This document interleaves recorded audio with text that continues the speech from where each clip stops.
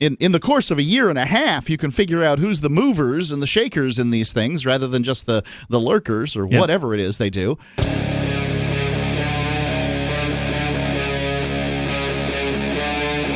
Free Talk Live. We're sharing an exclusive from Forbes that I guess they got this story before anybody else did, about the FBI once again taking over internet accounts. In this case, specifically, I guess Instagram and Kik, social media style accounts that were operated by a child porn distributor. And so they busted the guy, and then they got him to sign over their accounts or his accounts to the FBI. They then apparently ran those accounts for more than a year, like a year and a half, April of 2017 to November of 2018. And we'll tell you more about it coming up here. But, it brings up the big question of, if you think the federal government is supposed to be going after child pornography, should they be distributing child pornography? Because that's what they're doing. They're presiding over accounts that are distributing actual child pornography or facilitating the distribution of child pornography for, in this case, a year and a half. Clearly, clearly child pornography, bad. Right? Like yucky, disgusting. Yes, forcing anybody into, making porn, whether a child or adult, is a detestable thing to do. Right. It's terrible, human trafficking kind of thing. No doubt about it. But if distribution of it is, and I think from a philosophical standpoint, it's debatable. But whatever, if that's what you think, and I'm fine, I'll agree with you for the sake of this conversation. If the distribution of child pornography victimizes these people again, then did not the government victimize these people over the course of a year and a half? And is that acceptable? Argument. Let's go to your calls and thoughts here. Daniel is in Tallahassee, Florida. You're on Free Talk Live. Hello, Daniel. Hey, how's it going? What's on your mind tonight? All right, well, I just want to make a quick comment about the child pornography phishing ring. Yes, sir. I just say phishing because they're just going out there to see what they can get, right? That's what it seems like, and in this case, they haven't gotten much of anything. They haven't gotten anything. They've just distributed, lots and lots of images. Oh, they really have. Okay, I just tuned in a minute ago, so I didn't know, but I don't like that personally. I think it's wrong.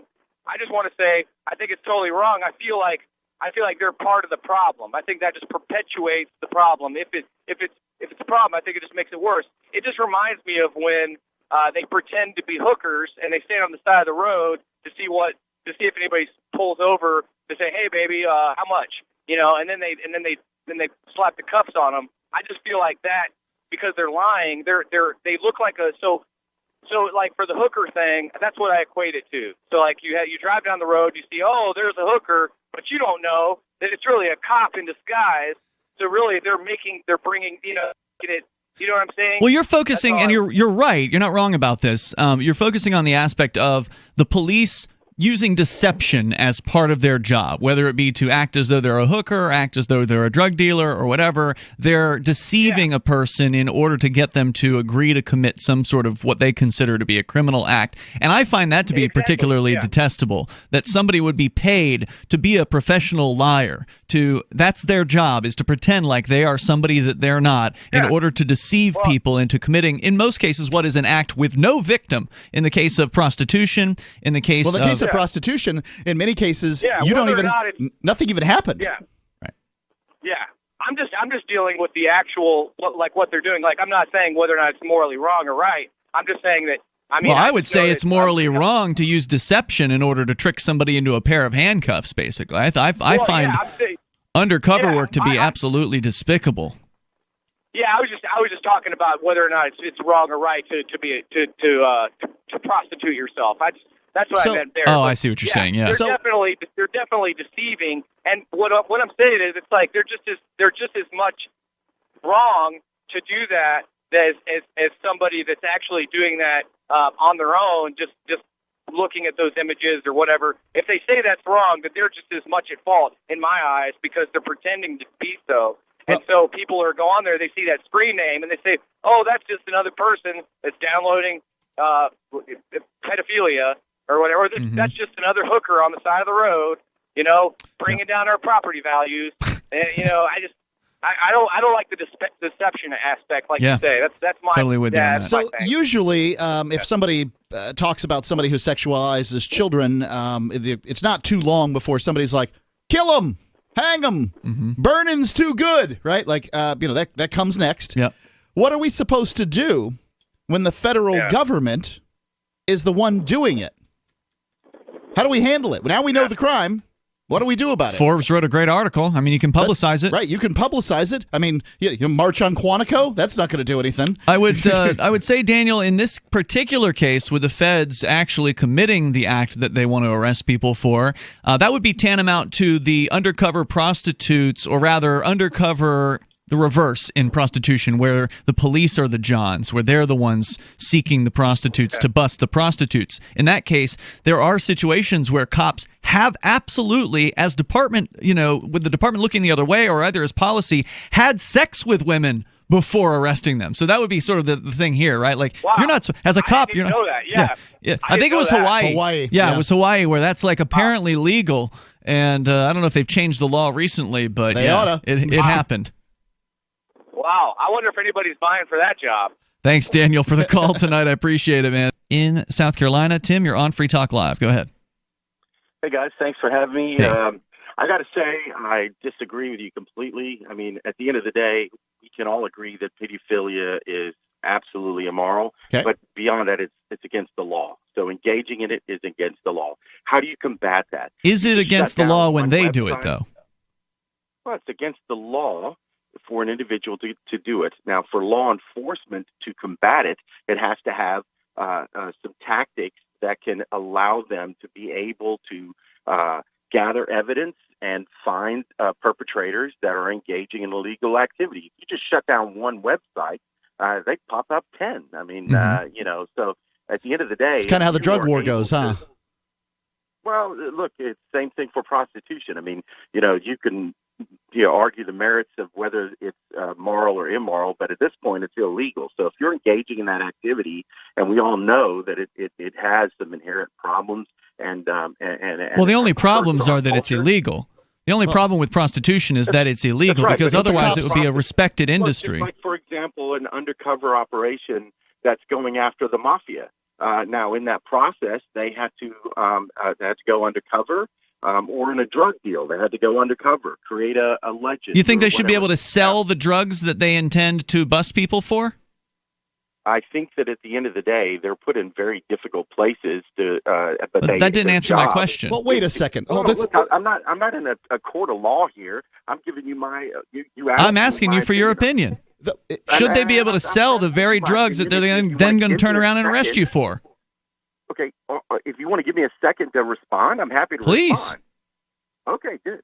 So at the end of the day, I don't think that selling the drug is a good way. But obviously, a drug deal happens when somebody puts themselves out to sell that product, and somebody's about to buy them, and at that moment, that's when they catch the guy. Well, that makes sense. All these guys, but at that point, the police haven't put. That's how a drug deal. That's how a drug dealer is busted. That makes some sense. But the cops aren't putting drugs on the street. Prostitution. He's not listening. He's talking, Mark. Yeah, but the cops aren't putting drugs on the street.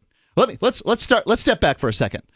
Does the distribution of child pornography create a victim?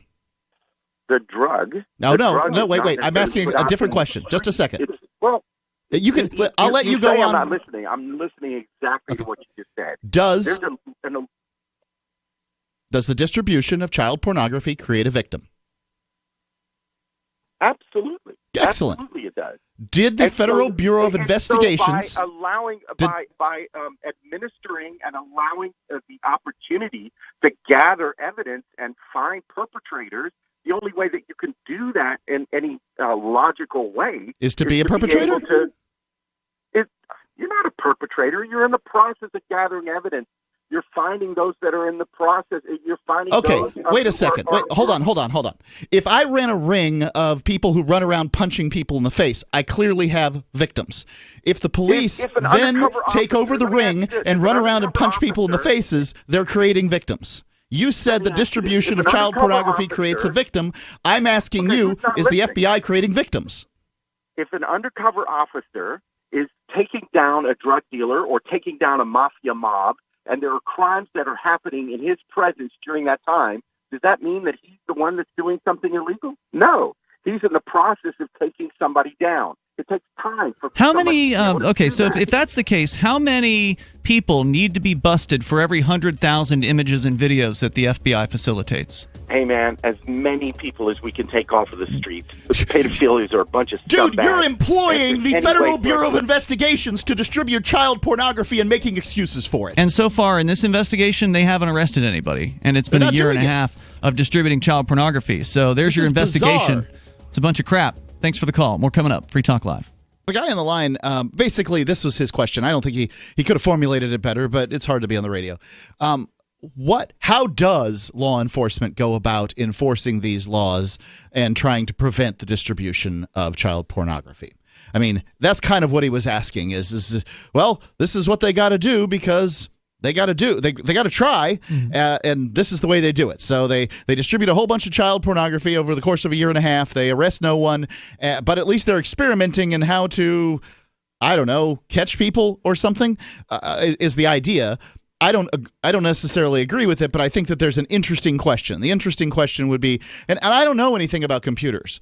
Well, here's step one. Why can't they figure out who's going and downloading? I don't know. I know a thing or two about computers. Yes, and if I were the FBI in this case, and some child porn guy that they busted gave them access, which is what happened to his Kik and Instagram accounts, and then you log in and you find these pervert chat rooms with child porn being distributed, then the FBI, all they'd have to do is go to Kik or Instagram or whatever and say, yeah, we're going to need the IP addresses for all these participants, because these guys aren't using their real names, right? But they're probably, many of them are probably not smart enough to use like Tor or something like that. I don't even know if you can use these systems over Tor. I guess if you had Tor on your router or something like that, you can certainly use a VPN. Yeah, that's not the same thing as Tor, but no, yeah, but Tor has a. No, I mean, yeah, I don't know. Tor's the anonymizing is one of the anonymizing systems. But anyway, there are going to be some of them who are, don't know what they're doing, and they're going to just be logged in their normal accounts or whatever on their phone, and you just get the IP addresses and then go have your search warrant issued for those people. But Kik said they didn't get a single they didn't have a single contact from the FBI about any kind of undercover operation. So the FBI was just letting those rooms run for a year and a half and collecting whatever information they're collecting. I can't imagine, what you're going to get out of a room like that besides child porn distributed by people with anonymous usernames. I would think you could let a room like that continue on for a while and then just go cherry pick the ones that you consider to be the greatest perpetrators or something. You could. I mean, if they're going to do this, you could, in the course of a year and a half, you can figure out who's the movers and the shakers in these things rather than just the lurkers or whatever it is they do. And you can go in and pick one or two of them off every month, and it's just like they'd be so quiet, because nobody would. You wouldn't necessarily even know how it happened because they would just go away and nobody would think anything of it. Right. You get a search warrant based on this. You go in, you search the house, you find the stuff. There you go. What do you want? If that person gets arrested and disappears from the chat room, it means nothing to the rest of the chatters, right? Oh, anonymous person has left the room, right? So, there's all these questions as to why they did things the way that they do them, and of course, they're not commenting. Corbin on the line in Rhode Island, watching us on YouTube. Go ahead, Corbin. Hello? Hey, Corbin, you're on the air. Hi, I'd like to address the current situation and some of the callers. Sure. For the callers, I feel like they don't know what the hell they're talking about. They'll say, "Oh, religion is this," and they'll blame it on the religion, then they'll blame it on the race. Race and religion has nothing to do with it. If you do something yet it's against the law, it's your own fault. It's no one else's fault but yours. But I find it funny how people can say. Sure, what you're saying is only blame the individual. You shouldn't blame the person's race or their religion for the individual's choice. Correct, because if one guy does something, if one guy looks up that type of stuff, it's his fault. That's basically point blank. It's his fault. It's not no one else's fault. If he knew what he was doing was wrong, right? Technically, he should know what the consequences are. And there's also more I want to say about you said about the Kik groups and all that. Mm-hmm. I actually did some research into that, and it's unbelievable. You have kids, little kids, under the ages of 13, because one of my friends they do undercover stuff because on YouTube there's people who try to expose pedophiles and all that. Okay. You know what I mean? Oh yeah. and they'll do like, and I salute them for doing that. I salute anyone who's like knows like. I think that if you look hard so enough, emotion. you'll find pedophiles everywhere, which is to say that you will. Right. People have called this show and accused us of being pedophiles, and I'm not even sure why. Like, because they're crazy and, like. They want to make themselves look famous and try to get Right. like, So I think that there's a themselves. danger to this you running around and being amateur pedophile detective. But I think you should be free to. Everybody do needs it. a hobby. Everybody needs a hobby, right? Right. Guys, I was probably like a little mixed up there because a lot of emotion right now at the moment. But like, I find it funny. Like, there's parents who give these kids phones. They should like warn them about this. There's some parents out there who will warn the kids. So tell me about the Kick thing, because I've never used the app before. Are these rooms just publicly listed, or do you have to like know where to go to pull the room up? It's like a secret URL. I don't use Kick a lot as myself because since a lot of issues are going on with like the world now, like nowadays, like since like many people are like listed as pedophiles and you know what I mean. I try to stay away from that stuff. Because I just figured it sounded like you knew a thing or two about it. Thanks for the call, Corbin. I appreciate it, man. Thank you. Toll free number here is 855-450 free. Let's go. I'm curious about these people under the age of 13 and how much texting, how much chatting they're doing on these things. I mean, I can't imagine your, deep conversations are going on in these rooms. My son's 11, and he wouldn't have any interest in this. He wouldn't want to spend that kind of time typing, honestly. Especially on your phone. Oh my God, typing on a phone. Awful. Unless you have like a Bluetooth keyboard, it makes it a little better. Doug is in Illinois. You're on Free Talk Live. Go ahead. Yeah, I can't believe that people are calling in and pretty much claiming that the FBI should have unlimited power. When you have authority, and they have great authority without any type of accountability, you have that lead to tyranny. The people who have called in that have claimed that should be moving over to North Korea for the fact that you could do an entire future show on the corruption of the DOJ, FBI for a 4-hour program, and you wouldn't be able to cover all of it. Yeah, you couldn't scratch the surface. No, I mean, they violate, like here, the big thing for me can be they violate the Fourth Amendment continually. If you violate the Fourth Amendment and you're an agent of the government, you should be thrown in jail. You should be held accountable for that. Mm-hmm. They do whatever the hell they want to do. Sure. But I did want to bring up the pornography issue. Look, I believe that people who are involved in child pornography should be locked up. I'm not trying to defend that. But I think that... And by that you mean, just to be clear, you mean people who force children into sex-related videos and photographs, right? You don't mean like a teenage boy or girl who takes a nude photo of themselves in the bathroom mirror and sends it to their boyfriend or girlfriend? Okay. Because that happens too. I'm kind of like, I don't know what to believe with people who intentionally go out and download it. I don't know. I think that they should do jail time over that. I mean, you're violating children. I mean, when you have that happen to children, they're never right, even into adulthood. I mean, I guess my statement on it would be, although sort of there's no victim that you can really point to in the sort of sharing of child pornography. Well, sure you can. But sure hold on. Let's talk about that in a content. second. What I would say is I feel nothing, like I feel no remorse when these people go to jail. Like if they get caught up in the system, I don't feel bad. I don't lose any sleep over it. But there's no victim because it's like trading evidence of a crime, right? The crime was the act of taking the photo or video, forcing a child into that situation. That's the crime. It's tantamount to essentially trading evidence of a crime, like, I've got pictures of a murder, crime scene or whatever. It shouldn't be illegal to trade murder pictures. Right. Like what if I'm going online and I'm investigating these child pornographers, which many people do in their spare time. We had a guy call in earlier saying he was knew just talking about it. That. What if I end up with some evidence? Am I then a child pornographer? I mean, But here can be what I'm going to get into on that. I want to cover that real quick for the fact that, I mean, we what we do in the country can be we engage in collateral damage. Okay, I don't know if you're familiar, Ian. You should remember like LimeWire, which had been a peer-to-peer sharing program, right? I recall the name. Yeah, I remember the name. Yeah, there had been a gentleman out in Ohio back, and I believe it had been 2005. The article came into my libertarian feed a while ago, and he went to work, and before he went to work, he activated LimeWire, and he began downloading, like, you go into it and you could pick which file you want to download, and he began downloading like 20 of them, and then went off to work. 20 of what? child porn or 20 No, pirated not movies? child porn. They did. No, you could remember you could go on there and you could download like an album of Metallica, or you Okay. could download a movie, Gotcha. or you could So download pirated content. Okay. Right. And it had been like 2005. They didn't crack down on it yet, and he didn't know. A couple of them were child pornography. Oh. He technically downloaded child pornography. Well, they came in, they locked him up, and they got him to a jury trial, and they actually convicted him. Wow. And it hadn't, I believe it hadn't been until like 2010 that he actually got out on appeal. So are you He saying, just appealed to it- be clear, that he downloaded, like, let's say, Metallica, what he thought was a Metallica album, but it actually Right. ended up being child pornography? Right. We have got to be very careful. We are becoming a country where we're like mob rule, where we do everything with, when we make law, we do it very broad. Did he technically download child porn? Yeah, he did, but he didn't intend it. You You know didn't what have I the mean? intent, yeah.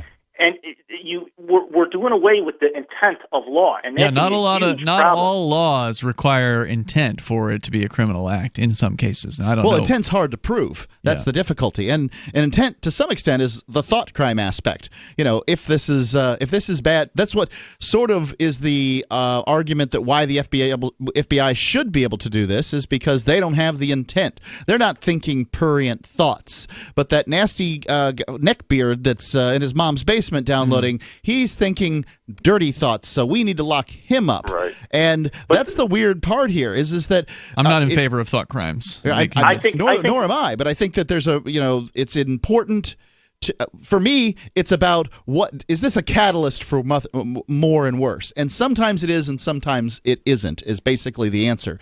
Is if somebody just downloads child pornography and they never go out and do anything terrible, I guess that. That's not the worst thing in the world, right? But if it makes them sicker and sicker and sicker, and then they finally go out and do something molest terrible, somebody. then I have a real problem with it. Yeah. So I hope that it will make people think, though, of the collateral damage for the fact that the government, they only work in the collective. They don't, they shouldn't be working that way. They should be working on the individual. And if you're an individual and you didn't mean to break a law, and here you're getting caught up in it, that can be totally wrong. We shouldn't have that. What did they talk about in the formation of the country, that 100 guilty men should go free before one non-guilty man should be convicted? Absolutely. it was 10, but yeah. I'll still Right. agree at 100 to 1. You got to make sure that the people, that non-guilty people, like with that gentleman, did he intend to download it? Well, no, but he technically did, and they tried to convict him of it. Thank God that the judge, when he went to appeal, got him off on it. But Really? Doug, thanks for calling and sharing that with us tonight. I appreciate it. Free Talk Live. Listen live 7 to 10 p.m. Eastern or grab the podcast. It's all at freetalklive.com.